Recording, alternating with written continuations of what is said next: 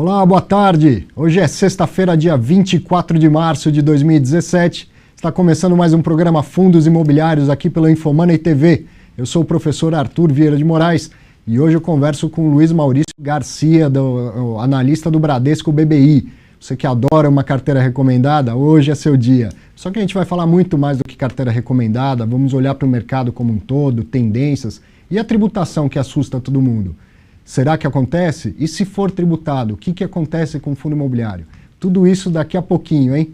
Eu vou dar aqui os destaques da semana, vou passar por eles logo para a gente poder aproveitar aqui todo o conhecimento do Luiz. Então, começando com os nossos fatos relevantes da semana. Ó. Eu juntei aqui 3 fundos imobiliários soltaram um fato relevante pelo mesmo motivo. O Rio Bravo Crédito Imobiliário 1, Rio Bravo Crédito Imobiliário 2 e o XP Recebíveis. Qual o motivo?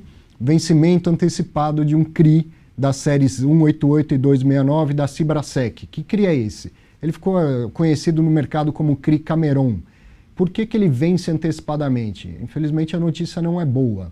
O vencimento antecipado é um recurso dos detentores do CRI quando alguma coisa dá errado, quando alguma coisa sai fora do combinado, do contratado, como uma forma de se proteger. A dívida que venceria daqui 5, 6, 7 anos, ela vence hoje. Então é o credor se protegendo de algo que deu errado. E nesse CRI não é de hoje que as coisas vêm dando erradas, e agora na última assembleia dos detentores do CRI, acabou a paciência, resolveram executar as garantias. Então os 3 fundos imobiliários que têm em posição soltaram fato relevante, e aí mais para frente com certeza virão outros fatos relevantes explicando qual o tamanho da posição, qual o tamanho do impacto, se tem alguma perda esperada, como se espera rever esse patrimônio. Ainda vai ter bastante pano para manga, esse assunto vai reverberar bastante ainda. Então isso em relação a esse CRI, 3 fundos de papel que tinham exposição a ele. No dia 22 de março, o fundo VBI FL 4440, o VBI Faria Lima, que é administrado pelo BTG Pactual, noticiou aí que o locatário pagou a multa contratual referente à desocupação do imóvel, que já tinha sido comunicado antes. Esse locatário era o UBS Brasil, banco, né? Banco de investimentos, e pagou uma multa aí de R$358 mil. Então isso vai entrar para o fundo e ele certamente vai ser distribuído entre os cotistas como parte do lucro líquido, né? E outro fato relevante, no dia 23 de março, o Vila Olímpia Corporate, o VLOL11, que é administrado pela Oliveira Trust, avisou aí que o locatário do imóvel do conjunto 112, ele vai prorrogar a desocupação do imóvel. Ele teria que entregar agora, se não me engano, dia 31/4, pediu para entregar só dia 31/5. Então é um imóvel que vai ficar vago, mas que o locatário ainda está se arrumando, aí, se organizando para poder deixar o imóvel. Não é fácil uma grande empresa fazer uma transferência dessa. Esse é um imóvel que as lajes têm 1.500 metros quadrados. Imagina o tamanho dessa mudança, imagina como é organizar tudo isso, né? Então ele vai ficar mais um mês lá. Um destaque que eu queria dar aqui a respeito do boletim do mercado imobiliário da BMF Bovespa, saiu de fevereiro. Então a gente teve mais um crescimento pequeno aí, contido de investidores, são mais 767 investidores de janeiro para fevereiro. E em relação àquele acompanhamento do valor patrimonial com o valor de mercado das cotas, não teve muita mudança do mês passado para agora. Ainda tem aí um desconto de quase 10% entre o valor patrimonial e o valor de cota dos fundos negociados em bolsa. Certamente o Luiz vai ter algo para comentar a respeito disso. Muito bem, queria antes então meu bate-papo aqui com o Luiz falar do nosso curso Viva de Renda com Fundos Imobiliários, um curso online completo com quase 9 horas de duração que eu gravei em parceria com o Infomoney Educação. Ele é dividido em 4 módulos. As aulas em si têm 40 minutos em média cada uma delas, e nesses 4 módulos você vai entender desde a origem e regulamentação dos fundos, até como eles funcionam, como montar a sua carteira e por fim, a parte da tributação. Como que faz para apurar lucro, para recolher o seu imposto de renda e para fazer a declaração do imposto de renda. Tudo isso em 9 horas você assiste durante 12 meses e aonde quiser, na televisão, no computador, no celular, no tablet. Você que está com o seu celular pode ir apontando para esse QR Code na tela, já chegar na página do Infomoney Educação, onde você tem acesso ao curso, ou então vou mostrar aqui, ó, Basta entrar no site do InfoMoney, clicando aqui no menu, vai até os cursos. E aí você vai ver vários cursos de qualidade. Um pouquinho mais para baixo está o nosso aqui, ó, Viva de Renda com Fundos Imobiliários. Clicou em Saiba Mais, você tem acesso a todo o conteúdo, forma de pagamento, tudo a respeito do curso. Tá legal? Professor sou eu, este que apresenta o programa Fundos Imobiliários. Vai ser um prazer poder trocar um pouco de conhecimento e experiência com você. Muito bem. Era esse o meu recado. E já eu converso aqui, ó, Luiz Maurício Garcia, do Bradesco BBI. Muito obrigado, viu? Obrigado pelo convite, Arthur. Obrigado a você por ter vindo. Esse é um programa sempre muito esperado pelo pessoal que assiste o programa Fundos Imobiliários. Luiz, a gente conversava um pouquinho agora, assim, se apresenta, fala um pouco de você e da onde veio essa... Certamente você já analisou ações, né? Em algum determinado momento aí você passou a olhar para fundos imobiliários. Como que foi essa transição e como que é muito diferente, assim, fundo imobiliário e ação? Bom, obrigado pelo convite mais uma vez, Arthur. Boa tarde a todos. Acho que, eu entrei no Bradesco vindo justamente do setor imobiliário. Tive uma passagem pela Gafisa e antes da Gafisa também em outras grandes empresas. E inicialmente com a cobertura de ações. E o fundo imobiliário eu sempre gostei muito, acho que é um veículo muito eficiente para investir no mercado imobiliário. E começou a despertar o interesse também de outras áreas do banco e de clientes nossos em ter essa cobertura. Acho que e daí veio realmente o interesse grande, não só interno, mas como externo também de clientes. E daí a ideia de começar uma cobertura de fundos imobiliários. É um produto que a gente gosta muito, tem uma grande demanda e eu, pessoalmente, acho que tem muita vantagem competitiva vis-à-vis outros ativos dentro do setor imobiliário. Sim. E aí, desde 2010, você faz essa cobertura exclusiva de fundos imobiliários? Lá. Isso, exatamente. 2011 foi quando eu entrei no Bradesco e 2014, 2015, a gente começou a cobertura de fundos imobiliários. É um momento bom porque eu acho que já tinha passado, né, daquela primeira euforia que nós comentávamos aqui, né, de 2013, e 2015, 2016, nós começamos a cobrir fundos imobiliários ainda com uma certa cautela, e no início de 2016 foi quando nós ficamos um pouco mais animados, e aí com o início de cobertura com relatórios formais e etc., e aí a gente realmente deslanchou um pouco essa cobertura, focando principalmente nos fundos mais líquidos e nos que nós chamamos fundos de tijolo, né? A gente, como decisão estratégica, nós decidimos não cobrir fundos de crédito, por nós entendermos que é uma análise principalmente de crédito e não em si de real estate, vamos dizer, do setor imobiliário, e nem fundos de fundos, porque o fundo de fundo, a decisão de investimento está muito mais na mão do gestor e não necessariamente a gente não tem uma recomendação ativa sobre o que ele tem feito, né? Então é daí que veio a cobertura, que ela deslanchou principalmente a partir de 2016. E um relatório que é disputado pelo mercado, né? Eu sei que você lê o relatório do Bradesco, está aqui, ó, é ele quem faz, né? Bacana dessa oportunidade de estar aqui é justamente isso também, né? As pessoas que já conhecem o seu trabalho e conhecer a sua história, né? O seu trabalho mais a fundo. O Luiz trouxe um material muito legal aqui, e uma das primeiras coisas que eu olhei e falei, Luiz, queria que você desse um destaque para isso, era a questão da tributação. Todo mundo tem medo de, e se voltarem a falar de tributar fundo imobiliário e tal, o que vai acontecer?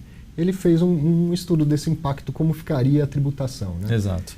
Acho que esse é um tema muito interessante, porque, primeiro, eu acho que assim, é importante colocar que o imóvel, eu acho que assim, muitos investidores que gostam de investir em imóveis, eles ainda não viram as vantagens competitivas de um fundo imobiliário, né?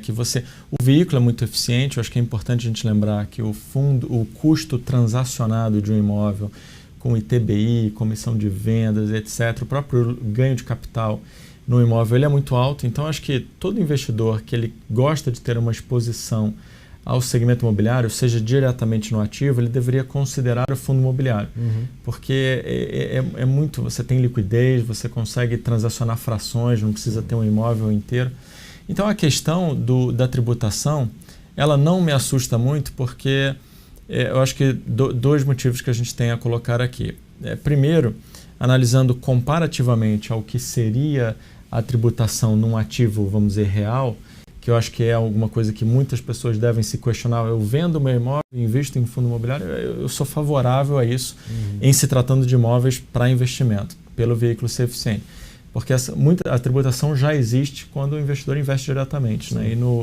E mesmo em ações e etc. E como no fundo imobiliário a maior parte do retorno a longo prazo ele está no fluxo de dividendos, então isso tende a ser muito vantajoso a longo prazo. Falando em si da MP 694, que foi a MP que discutiu a tributação de fundos imobiliários no final de 2015, essa MP ela foi discutida várias vezes e a última proposta, que acabou não vigorando, ela previa que a tributação fosse apenas para novos fundos, que tivessem novas emissões de ações ou que fizessem novas ofertas, né? A minha opinião é que dividir em dois. Primeiro, eu acho que essa discussão sobre a tributação ela volta. Sim. Como nós temos acompanhado desde a semana passada, o tema de aumento de carga tributária voltou fortemente à tona em função do déficit fiscal que se desenha para esse ano, né? Do novo déficit fiscal que se desenha para esse ano em cima do orçamento base do governo. Então, primeiro, eu acho que o tema de tributação em algum momento ele volta à tona. Segundo, eu acho que se de fato isso for confirmado, eu acho que existe sim um interesse muito grande de todas as partes envolvidas em fomentar, principalmente, né, Arthur, dado o fato que o setor imobiliário foi um dos setores que mais sofreu nessa desaceleração econômica. Então, acho que existe um interesse em fomentar esse setor. Então, isso já é um grande fator favorável. Poderia ficar de fora de uma majoração Poderia de ficar de fora, de exatamente.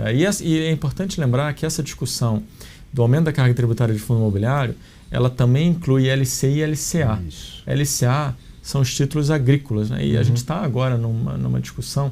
O setor agrícola agora está sofrendo muito por todo esse Operação Carne Fraca. Esse evento que tem surgido. Então, eu acho muito difícil que o governo bote isso na agenda agora, ainda mais que essa tributação, naturalmente, assumindo o que aconteceu em 2015, ela tenderia a envolver também o setor agrícola, né? Através da LCA. Certo. Então, acho que isso dificilmente acontece. Mas falando do pior cenário, eu acredito que o pior cenário seria tributar somente os novos fundos, novas emissões. Ficaria uma bagunça nesse mercado sem tamanho. Né? Ficaria uma bagunça. O investidor manteria o benefício, né? Acho que você teria fundos com dois tipos de tickers listados, por mais que ele fizesse, né, dois tipos de código listados, por mais que ele fizesse uma nova emissão, mas ficaria uma bagunça e de qualquer maneira o investidor que tenha invista nesse ativo até o final desse ano, vamos dizer, porventura, assumindo a hipótese que isso acontecesse na virada do ano, ele manteria o benefício. Mas, de qualquer forma, o meu cenário base é que isso não vai acontecer e, em acontecendo, eu acredito que será apenas para novos fundos. Então, o investidor preservaria a vantagem tributária dos ativos pré-existentes até o final desse ano, vamos dizer. E aí, se acontecer, meu entendimento é, se tudo passa a ser tributado, fundo imobiliário, LCI, CRI, CRA, LCA, praticamente não mudou nada. Ninguém gosta de pagar tributo, mas o produto não vai ser prejudicado. Agora, se o fundo imobiliário passa a ser tributado e a LCI não, aí o mercado sofreria demais. Exato. Em sendo tributado, haveria um impacto muito grande? Seria muito ruim? Como é que você enxerga isso? Eu acredito que existe um receio muito grande e pode, como nós vimos acontecer no final de 2015, quando isso veio à tona, né, o setor sofreu. Eu acho que pode ter um momento inicial. Sem dúvida, o ativo ele deveria ter um ajuste desse tributo, de preço em função desse tributo. Mas acho que é importante lembrar também, né, que hoje o desconto dos fundos imobiliários em relação ao que seria um ativo de rendimento real sem risco, né, uma NTNB, ele é expressivo, né? Uma NTNB hoje girando, vamos colocar aí entre 5 e 5,5, né? E os fundos imobiliários com um retorno aí médio entre 8 e 9, né, na média. Lógico que tem os fundos mais arriscados com retorno muito acima disso.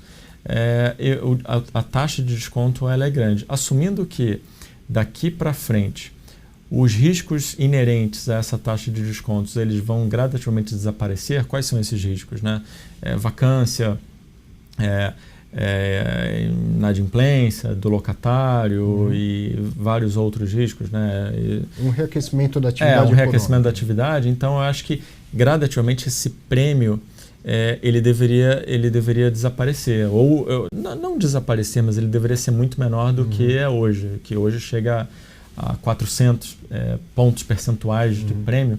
A longo prazo é um prêmio muito grande. Então, a minha expectativa é que no pior dos cenários, que, de novo, eu não acredito que seja o que vai acontecer, mas no pior dos cenários, se ele acontecer, a tributação do fluxo de dividendo dos fundos imobiliários, né, porque sobre o ganho de capital já existe.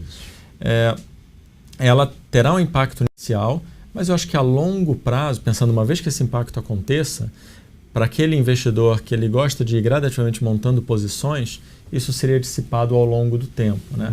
Mas, sem dúvida, o retorno potencial dessa classe de ativo diminui, sem dúvida, né? Mas eu acho que, olhando a longo prazo, ainda assim tem muitas vantagens, né? Porque é importante colocar, muitas pessoas se preocupam com o tributo no fluxo de dividendos, mas é importante olhar dentro do veículo, né? Importante a gente colocar que quando a gente compara um fundo imobiliário com uma empresa de propriedades, como é o caso da BR Properties, por exemplo, essa empresa de propriedades ela tem uma carga tributária lá dentro, que chega, né, a 20%, 15% da receita, presumido e etc. Tem toda uma otimização tributária, mas mesmo assim ela é relevante.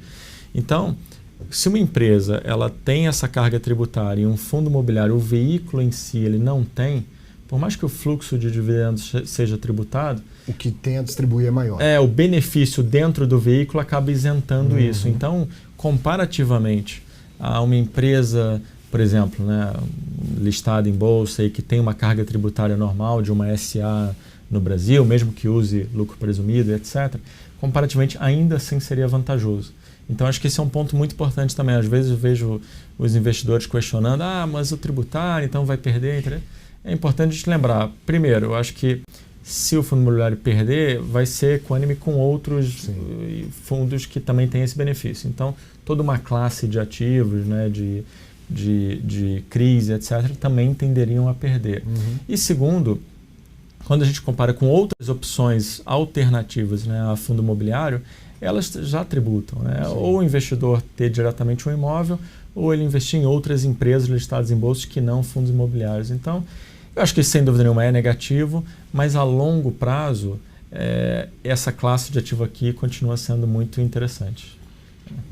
Bom, excelente a análise da situação. E eu estava lembrando agora, a primeira pessoa que veio aqui, meu primeiro convidado, foi o Sérgio Beleza. E eu fiz essa pergunta para ele a respeito da tributação, né? E ele falou assim, a tributação não é tanto problema, o problema nesse país é juros.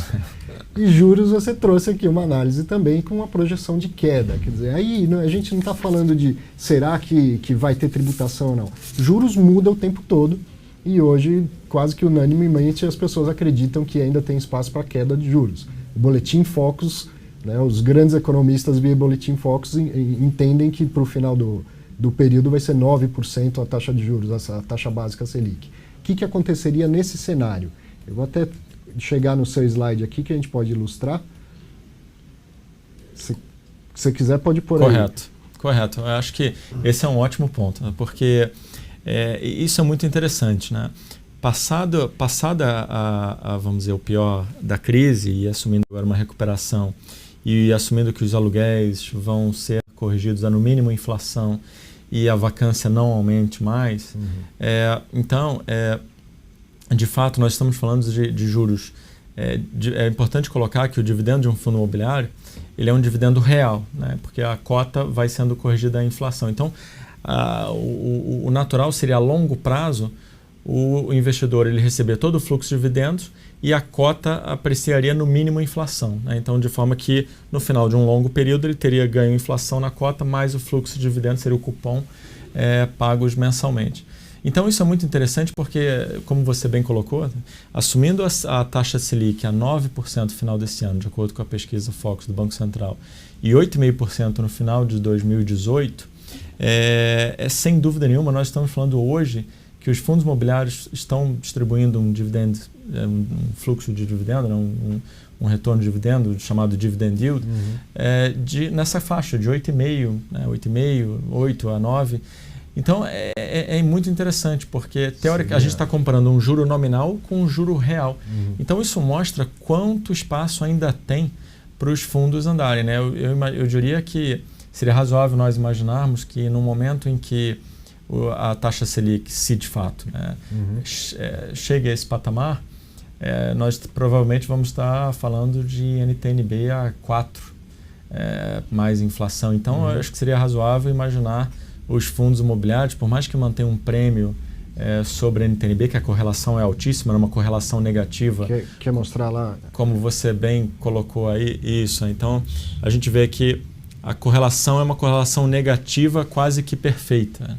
Quando a taxa de juros ela sobe, e implicitamente na NTN-B, né, que chegou a bater acima de 7, a cota das ações de fundos imobiliários elas caem para que o dividend yield, né, vamos dizer, esse cupom implícito no pagamento de dividendo mensal dos fundos, ele também fique mais alto. Né? Então, quando a taxa, o cotação, prêmio pelo risco. O prêmio pelo risco. Quando a cotação dos fundos cai, aquele dividendo que na crise nós chegamos a ver bons fundos pagando dividendos de 11%, né, ao ano. Então, a correlação negativa é quase que perfeita, como nós podemos ver nesse gráfico. Então, diante desse cenário e assumindo que ainda há espaço para queda de juros, eu diria que há sim muito espaço para fundos imobiliários continuarem tendo uma performance forte. Diria não tão forte quanto nós vimos nos últimos 12 meses, mas sem dúvida nenhuma, ainda assim muito acima da própria renda fixa. E olhando a longo prazo, quem entrar num fundo imobiliário hoje que tem uma distribuição de dividendos nessa faixa de 8 a 9, lembrando que essa distribuição ele vai sendo corrigido à inflação no momento em que os juros está caindo, quer dizer, daqui a 5, 6 anos o potencial de ganho é fantástico, é muito alto, porque esse fundo vai ter que se apreciar muito para que a distribuição acompanhe esse movimento de queda de juros, né? Então, eu acho que o retorno total pela combinação de distribuição de dividendos mais apreciação da cota, assim como nós vimos acontecer nos últimos 12 meses, ele vai continuar sendo muito interessante. Uma coisa que eu gosto de chamar a atenção a respeito dessa análise é que a gente está fazendo uma comparação de fundo imobiliário com juros como se fosse um ativo de renda fixa. Mas a renda não é fixa. Isso. E se em 2012, 2013, o cenário do mercado imobiliário era de queda no preço dos aluguéis, agora, em se mantendo a perspectiva de melhora na economia, o cenário é de melhora no preço dos aluguéis, pelo menos no mercado de São Paulo. Não diria no Rio de Janeiro, mas em São Paulo sim. Então, esse estudo ele leva em consideração o yield atual, a distribuição atual. Mas se a economia melhorar, essa distribuição pode melhorar ainda, os rendimentos podem subir.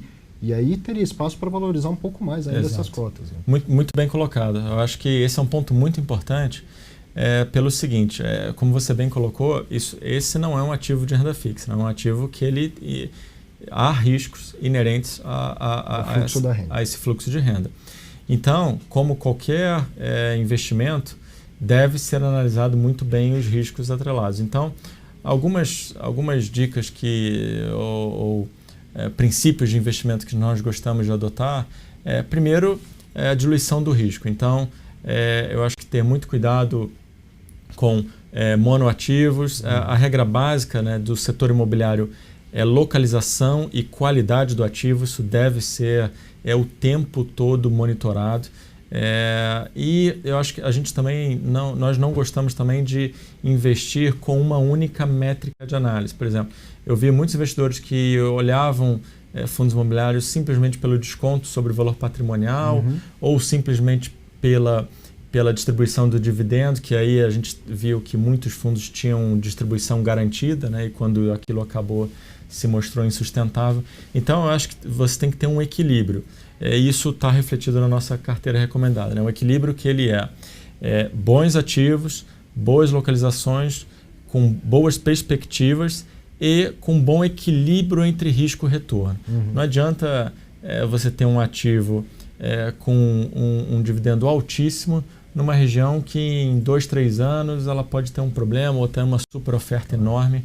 Então, eu acho que o equilíbrio nessa classe de ativo ela é muito interessante. Por exemplo, nós vimos isso. Se nós olharmos a performance em retorno total, né, variação da cota mais a distribuição, nos últimos 12 meses, uma das ações que mais subiram, eu estava verificando, foi o CS, o HGBS, né, que é o Brasil Shopping, CSHG Brasil Shopping. E é interessante porque é um fundo que ele não necessariamente estava no radar por estar extremamente descontado, mas ele tinha uma boa combinação entre taxa de desconto, sim, e um fluxo de dividendos interessante. Então, eu acho que essa combinação entre ativo, equilíbrio e mensuração do risco-retorno, ela é muito importante. Isso me fez lembrar, a gente já vai chegar na carteira recomendada, viu?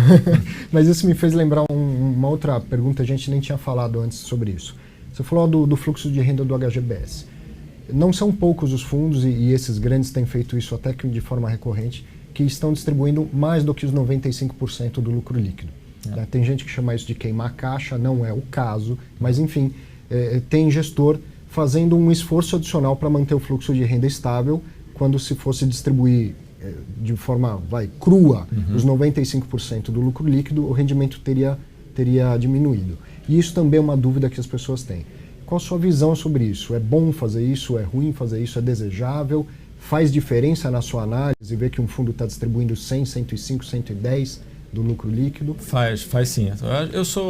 Eu sou favorável a justamente acompanhar, acho que foi muito bem colocado, acompanhar essa distribuição ao longo do tempo.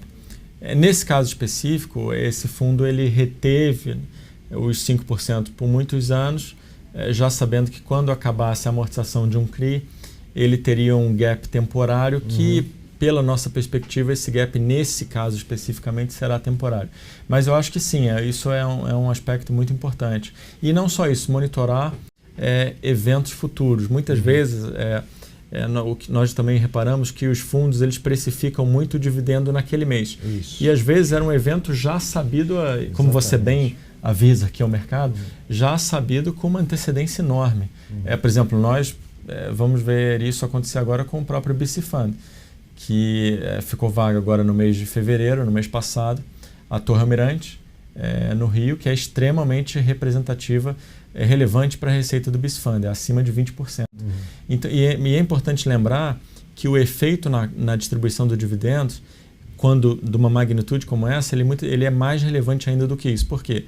Porque não só o fundo deixa de receber esses, vamos dizer, assumindo aqui um número hipotético, 20% de receita, como ele ainda tem que pagar o condomínio e IPTU. Então, o delta de efeito no fluxo de caixa ele é maior do que a perda de receita, porque não só deixa de entrar receita e ainda sai um pouco da receita dos outros imóveis. Exatamente. Então, o BC Fund, esse evento ele já é conhecido, mas os outros exemplos mostram para a gente que muitos investidores são pegos de surpresa. Só no dia no mês que diminui o rendimento é que eles vão daí querer a saber importância do seu programa. Obrigado. E de gente, né, das pessoas que vêm aqui como você e se prontificam a trazer esse conhecimento e explicar para todo mundo. Né? O programa tem sido realmente uma experiência incrível, mas justamente pelas pessoas que vêm aqui. Eu tenho certeza disso. E isso, fico muito lisonjeado de recebê-los todos aqui. Falando um pouco de carteira, Luiz, você separou, eu vi que você acompanha 11 fundos, é isso? Isso, Inicialmente, a nossa decisão foi cobrir os fundos mais líquidos. Hoje, quando nós olhamos os últimos fundos dessa lista de 11, não necessariamente eles são os mais líquidos. Eu diria que os os 7 principais eles são, mas lá atrás eventualmente vai variando. Às vezes algum fundo fez uma emissão, passou a ser mais líquido, então hoje não necessariamente esses 11 são os mais líquidos da Bolsa, mas quando nós começamos a cobrir, eles eram os mais líquidos do IFIX, né? Já fica claro que liquidez é um dos fatores importantes na análise do investidor. Né? Exatamente. Então a nossa decisão foi começar a cobertura pelos fundos mais líquidos.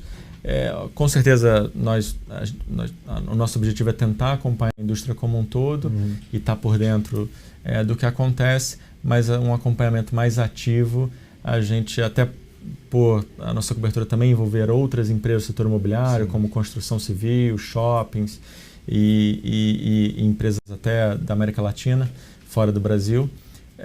Também por uma questão de escassez de tempo, nós temos que acabar selecionando. E a seleção acaba sendo sempre por liquidez, né? Que acho que é o que é importante para os investidores que querem também ter uma movimentação sem que isso afete, né, a decisão de investimento. Um investidor de médio porte, grande porte, ele precisa de liquidez, senão não adianta. Né? Isso. E desses, qual que você gostaria de destacar?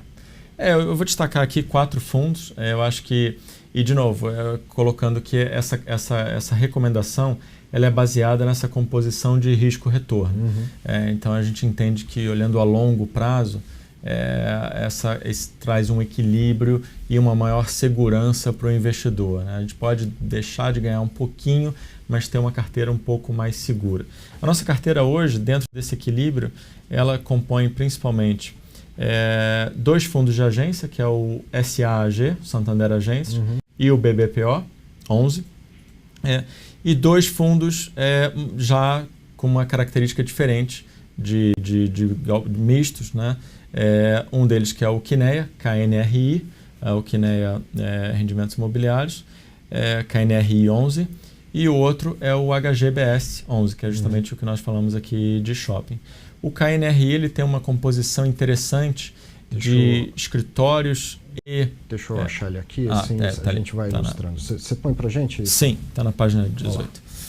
O KNRI ele tem uma composição interessante entre ativos industriais, com baixo risco, porque são ativos entre os locatários. A gente tem, por exemplo, a Foxconn, que é a Apple, Magazine Luiza, a Renner. Então, assim, ativos de baixo risco, né, e com alguns contratos de longo prazo.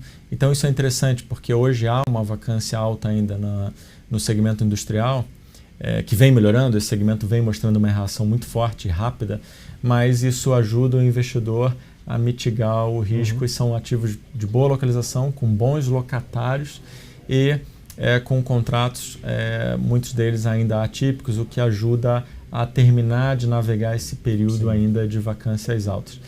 E, somado a isso, ele tem um portfólio também de escritórios. Tem escritórios em São Paulo, escritórios no Rio principalmente.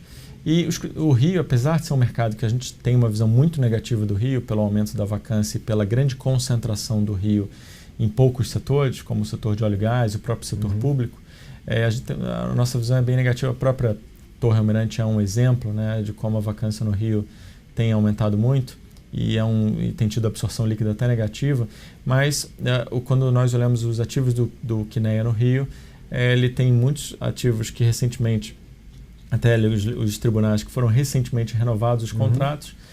O Lagoa Corporate, que é um ativo muito bem localizado, que tem muitas assets que ficam no Rio, estão localizados nesse ativo.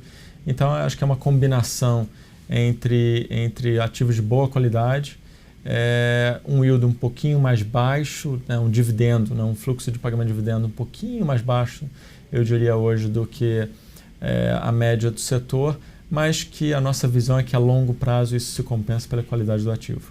E com bastante liquidez, com a segurança do patrimônio bem diversificado, quer dizer, um prêmio pelo risco um pouco menor, o que explicaria esse fluxo um pouco mais baixo. Exatamente. Né? Depois, eu não sei se você... O BBPO... BBPO, deixa eu achar ali. Está na página 11. O BBPO, assim como o Santander Agências, eu acho que aqui é importante colocar o seguinte... A nossa visão é que em 2022, só lembrando os investidores, tanto o BBPO quanto o Santander Agências são contratos atípicos de 10 anos, que vencem respectivamente em agosto de 2022, no caso do BBPO, e o Santander Agências tem 2 vencimentos, acho que um em junho, se não me engano, de 2022 e o outro em janeiro de 2023. Uma parte em junho e outra parte em janeiro de 2023. Ou seja, vamos dizer, meados de 2022, para simplificar um pouco a nossa análise. A nossa perspectiva é que, principalmente no caso do BBPO, que o BBPO ele tem até mais escritórios do que a agência. A nossa perspectiva é que boa parte desses ativos, desses contratos de locação não serão renovados. Mas, ainda assim, nós gostamos desse ativo porque, primeiro, porque ele é um ótimo veículo para capturar essa queda de juros. Né? Como ele tem uma garantia até 2022, eu entendo que esse risco ele ainda está um pouco distante, ele ainda está distante. Então, seria prudente, com certeza, a partir de um determinado momento, uns 2 anos antes, 3 anos antes, gradativamente começar a reduzir a exposição, para não ter uma exposição relevante nesse ativo no momento dessa renovatória.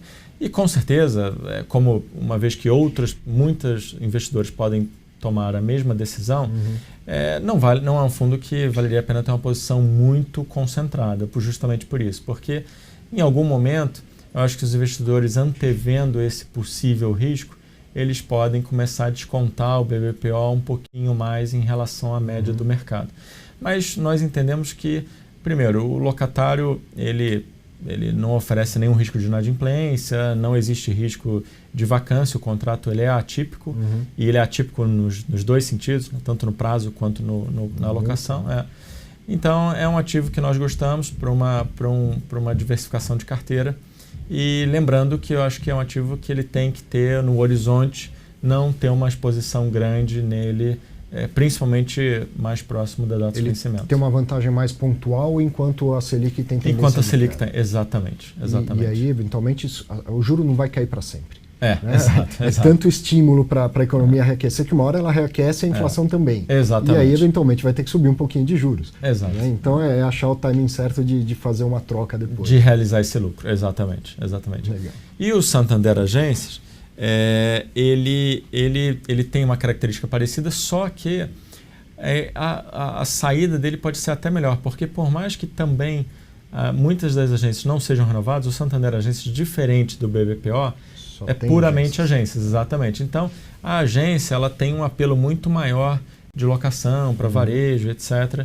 Então, o escritório antigo, ele tende a ter um apelo muito menor. Já a loja de rua, se tiver uma boa localização, como é o caso de muitas dessas, ela tem um apelo para outros segmentos. No mínimo tem liquidez. Tem liquidez. Consegue vender e depois amortiza e liquida o fundo. Exatamente. Por isso que hoje o nosso upside do Santander Agência ele é maior do que o do BBPO, porque a gente tenta refletir isso de alguma forma no risco da taxa de desconto. Vou te fazer uma outra pergunta no meio do caminho aqui. Você falou do imóvel que vai envelhecendo, né? Dos grandes escritórios que vão envelhecendo. Eu já perguntei isso para várias pessoas aqui. São Paulo teve uma entrega gigante, talvez a maior da história, e com isso a entrega de imóveis muito modernos, totalmente diferente do que já existia hoje. E esse estoque que chama a atenção do mundo todo pela modernidade ainda não está no patrimônio de nenhum fundo imobiliário. Eu acredito que era a hora, não sei se a hora é agora, enfim, mas que os gestores dos grandes deveriam pensar numa grande emissão de cotas para comprar esse tipo de ativo. Porque senão daqui a pouco, por melhor que seja o patrimônio desses fundos, tem ativos melhores que estão fora. E o mercado é competitivo. Então eu não sei se você compartilha dessa visão, mas eu acho que é hora dos grandes ficarem maiores. Acho dos grandes dobrarem de tamanho, se preciso for, e sair comprando esses ativos novos. E acompanhar essa modernização que São Paulo está oferecendo para o mundo. Né? Não, esse é um ponto bem interessante. Até abordando o primeiro ponto da sua colocação, a longo prazo, eu prefiro, quando você compara escritórios com shoppings, eu prefiro shoppings. Né? E isso é muito claro, basta olhar o que acontece tanto em São Paulo, quanto no Rio, em outras capitais, em outras cidades onde primeiro se desenvolveram shoppings. Em São Paulo, o shopping mais antigo de São Paulo, que é o Iguatemi Faria Lima, é o shopping com o maior aluguel do Brasil, por metro quadrado. E se o prédio de escritório mais antigo de São Paulo, com certeza não é adequado. Né? Então, é lógico que tem uma questão de localização muito importante, como eu coloquei no início, mas o shopping, uma vez sendo feito numa concepção moderna, inovadora, e sendo mantido, ele é um ativo que ele vai sempre extraindo ganhos pela localização dele, e ele tem esse apelo de varejo, é mais fácil de você ir mantendo o shopping atualizado. A mesma coisa acontece também com a própria Multiplan. Essas duas empresas também são empresas que nós gostamos do setor de shopping. Em São Paulo, no Rio, pegar aqui o Morumbi, o Barra Shopping, são shoppings da década de 80 e que eles são super modernos. Você parece que está num ativo novo.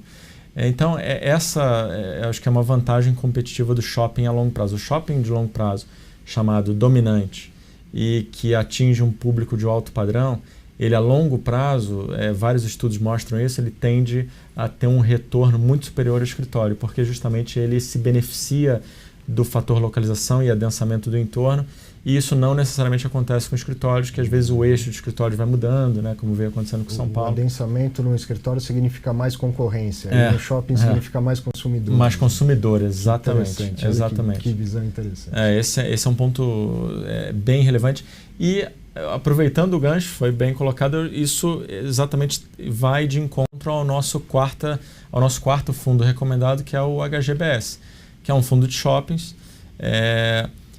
Eu acho que existe também espaço para que tenham mais fundos de shoppings na Bolsa, principalmente os fundos diversificados. Né? Existem alguns fundos de shoppings de monoativo, sendo acho que o maior deles de monoativo, o Pátio Higienópolis, mas eu acho que é interessante essa diversificação também. Então, eu também vejo espaço para mais fundos de shopping. Eu gostaria acho que há muito espaço, é uma classe de ativo muito interessante. O fundo imobiliário, eu acho que ele vai ajudar o desenvolvedor de shopping a prover capital, mas como todo ativo no segmento imobiliário, a localização e a qualidade do ativo são cruciais. Então, de novo, né, acho que a decisão também de investimento em fundo de shoppings, ela tem que seguir a mesma critério de análise, e uma das razões de nós gostarmos do HGBS, não só pela liquidez, é o fato de ter uma diversificação. Então, através do HGBS, você consegue ter exposição ao Shopping da Moca, que é um shopping dominante aqui na Zona Leste de São Paulo, ao Fashion Outlet, que é um outlet da Iguatemi, e a Iguatemi tem apostado nesse segmento. Então, isso você... O Parque Dom Pedro via cotas de outro fundo. O Parque Dom Pedro via cotas de outro fundo, exatamente.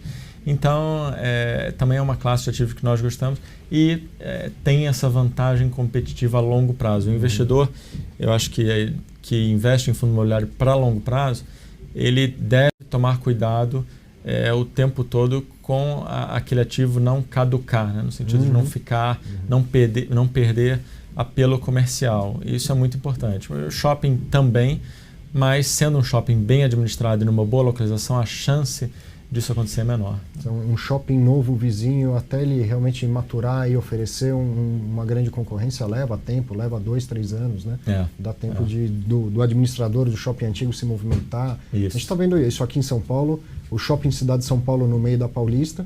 Não demorou muito, o Shopping Paulista quase que dobrou de tamanho. Né? Exatamente. Dá tempo de uma coisa acontecer, da movimentação acontecer. Bom, então esses são os seus 4 principais fundos imobiliários. Isso. A gente tem tempo ainda, vamos falar de mais. Mas eu queria então fazer uma pergunta contrária. Tem algum que você vê que já não é um momento favorável? Você teria alguma recomendação de saída, de venda ou de troca? Assim? Eu acho que nós temos uma recomendação de saída para o fundo, o Tower Bridge, o TBOF, né? O Tower Bridge. A nossa visão é que faz sentido para o investidor aceitar a proposta colocada pela Rio Bravo, que na verdade, a Rio Bravo hoje representa um grupo... A Fusion, um grupo chinês, né? Pelo seguinte, eu acho que aquele ativo, ele pode ser melhor trabalhado. Eu acho que é um ativo que ele mantém uma vacância alta em um momento em que nós vimos a São Carlos, por exemplo, alugou toda a torre A do EZ Towers, a própria EZTEC ela já alugou mais de 60% da torre B do EZ Towers, que pertence à própria EZTEC. A Multiplan alugou 96% do Morumbi Corporate Tower, né, que são as duas torres. Enquanto isso, a vacância do Tower Bridge se mantém elevada, né, num patamar parecido. Então, nós entendemos assim, que dá sim para fazer um trabalho um pouco mais ativo no Tower Bridge. E eu acho que a ideia da Rio Bravo com essa proposta é exatamente essa. E assim, eu acho que o preço pago, olhando prêmio para o valor de reavaliação do ativo, por mais que seja abaixo do que foi emitido, mas acho que o preço de emissão que parecia estar um pouco fora, né, do mercado. Mas ele representa um prêmio sobre o valor patrimonial da cota hoje, representa um dividendo implícito muito baixo, de 3,8. Acho que o investidor pode aceitar essa oferta e ir para outros veículos, tendo um retorno mais alto e um potencial de apreciação também interessante. Sim. Então, acho que é um ativo que a gente tem uma recomendação. A nossa recomendação é que o investidor desse fundo aceite essa proposta. Nós entendemos que ele pode utilizar esse recurso para ir para outros veículos. Eu acho que acaba sendo uma proposta boa para todo mundo. A Rio Bravo tem uma outra agenda para aquele ativo. Os investidores também podem se reposicionar. Trocar um monoativo por um multiativo. Trocar um monoativo por um multiativo, oferece menos risco, maior diluição, maior dispersão do investimento. Então, acho que acaba sendo interessante para todos. E aí, falando em trocar por multiativos, uma opção seria o fundo do Credit Suisse, o HGRE. Isso. E eu vi que você tem uma recomendação neutra para ele. Então, fala um pouco desse fundo, por que essa recomendação neutra? Tá bom. A recomendação neutra para o HG Real Estate, o HGRE, é porque ele é um ativo predominantemente de edifícios classe A e classe B. E atualmente, dada a vacância no mercado, a grande vacância no mercado de São Paulo e também no Rio, o que aconteceu foi um fechamento do gap, né, do prêmio de preço dos ativos chamados AAA, né, os ativos os melhores ativos. Então, como esse prêmio de aluguel ele fechou muito, hoje um locatário, o movimento chamado Flight to Quality, né, faz muito mais sentido um locatário hoje, por um pouco a mais, ele aluga um prédio AAA que tem uma laje muito mais eficiente, um custo de energia muito mais eficiente. Por exemplo, os elevadores do EZ Towers, né, eles geram energia no momento da descida. Então, então isso reduz custo de condomínio, muito mais luminosidade, reduz custo de consumo de energia elétrica. Então, quando as empresas olham a conta no todo, o gap de preço hoje entre um ativo B e A para um AAA, ele acaba sumindo no ganho de eficiência que existe no ativo AAA. Né? Então, essa é a desvantagem competitiva do HG Real Estate hoje. Hoje, como você bem colocou, acho que existe um espaço enorme para um fundo imobiliário com foco majoritariamente em ativos AAA. Acho que falta um pouco no mercado. Né? Existem fundos monoativos AAA, como o Faria Lima 4440, o próprio Tower Bridge, mas faltam ativos... Uma carteira diversificada. Uma carteira diversificada de AAA. Eu acho que seria fantástico. No preço certo, com certeza. Mas eu acho que seria fantástico. Então, a nossa recomendação neutra para o HG Real Estate, ela é justamente em função disso. Nós temos visto a vacância desse fundo aumentar e ele ainda com pouco, vamos dizer, apelo diante desse mercado que ainda há muita disponibilidade de ativos de alta qualidade, como você bem colocou. Sim. Algum outro fundo que você queira destacar para o bem ou para o mal, para comprar, para vender, para manter? Eu acho que o BC Fund, por ser um fundo grande, relevante e com boa liquidez, eu acho que os investidores devem ficar muito atentos. Eu diria que não é uma recomendação necessariamente de venda, mas é uma recomendação de cautela. Os investidores devem ficar muito atentos à alocação do Torre Almirante pela relevância que esse ativo tem para a receita do BC Fund. Lembrando que no Rio de Janeiro, a BR Properties recentemente comprou um ativo que acabou de ficar pronto, chamado Passeio Corporate. Esse ativo Passeio Corporate tem 80 mil de ABL, o Torre Almirante são 25 mil metros quadrados de ABL, área bruta locável. Então, o que acontece? A dificuldade de locação do Torre Almirante, ela agora vai ser muito mais difícil do que seria há um ano atrás, por exemplo. Certo. Porque além da própria vacância do mercado, que existe na região do Porto e em outros ativos, o próprio edifício Galeria, acho que é um ativo que a gente tem uma recomendação negativa justamente pelo aumento da vacância do entorno. O BC Fund também tende a sofrer muito com o Torre Almirante, até porque a estratégia de locação da BR Properties, já dita pela companhia, do Passeio Corporate é justamente ser agressivo em preço. Então, isso é uma notícia negativa para o BC Fund, né? Porque ele, teoricamente, vai demorar. O ativo vai ter que baixar o preço também. Vai ter que baixar o preço, e não só baixar o preço, vai demorar mais, porque, pelo que nós conversamos com alguns brokers, parece ser muito difícil que ele chegue no preço do Passeio Corporate, que a BR Properties, dito já publicamente, tem ali praticado um preço na casa de R$80 por metro quadrado. E o Torre Almirante era um ativo a 130, 140, né? Já tinha sido renegociado, mas era um ativo num patamar muito mais alto. Então, isso acho que é um ponto de atenção. Também se reflete sobre o edifício Galeria. Também é um ativo que tem visto aumento de vacância, não oferece vagas de estacionamento, apesar de um transporte público eficiente na região do centro do Rio. Outra coisa que você destacou é a questão da maior atratividade da Barra em função do transporte público que foi inaugurado. Né? Algumas empresas, como a Vale, a Brookfield, fizeram no ano passado esse movimento de ida para a Barra. E é interessante notar isso, porque a Barra, em função das Olimpíadas, ela sofreu duas grandes intervenções de transporte público. Uma delas o metrô, e a segunda, a duplicação do elevado, né, que dá acesso à Barra, do elevado do Joá, que dá acesso à Barra. Então, foi uma dupla intervenção que reduziu muito o trânsito para a Barra.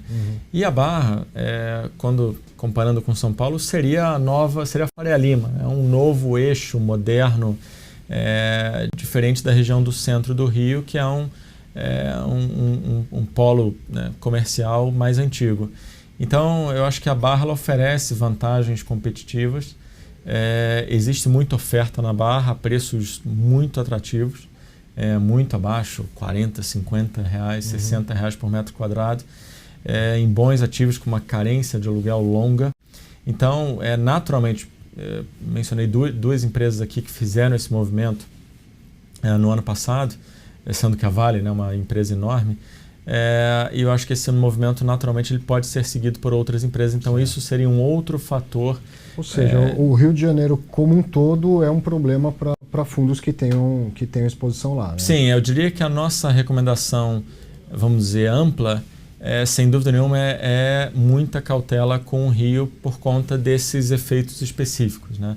A redução de grandes áreas pela Petrobras, como é o caso do Torre Almirante, e além disso a melhora da atratividade ainda assim não se compara com Zona Sul e Centro, mas no relativo houve uma melhora da atratividade da Barra, o que sem dúvida nenhuma afeta essa curva de ocupação desses ativos do centro do Rio. Então acho que tem que ter muita cautela com todos os fundos que possuem exposição, principalmente exposição relevante ou monoativo, principalmente, né, como é o caso do edifício Galeria, ao centro do Rio. Acho que é um mercado que tende a ter uma curva de absorção muito longa. Muito bom. Infelizmente o programa tem tempo para terminar, porque você percebeu que dava para ficar mais uma hora aqui batendo papo, né? Quero te fazer um convite para bater um papo comigo também. Me procure lá no Facebook, aí você acessa a minha página no Facebook, facebook.com/ArthurVMoraes, e dizer que, já que a gente podia ter ficado mais uma hora aqui, espero que você volte mais vezes, sempre que quiser. Com certeza, porque obrigado. O ganho é muito grande. Eu acho que você que assistiu percebeu que a carteira recomendada, que era aquilo que você queria desde o começo, ela fica até menor diante de tanto conhecimento, de tanta experiência. O papo anterior à carteira recomendada, ele talvez é mais valioso até do que a carteira, porque isso vai mudar, o juro sobe, o juro cai, a recomendação da carteira muda. Isso. Mas o conhecimento, a experiência que o Luiz traz é uma coisa fenomenal. Eu fico realmente muito agradecido de você ter vindo aqui entregar isso pra gente. Obrigado, muito obrigado. Obrigado. Para você um grande abraço, até a próxima sexta-feira com mais um programa Fundos Imobiliários.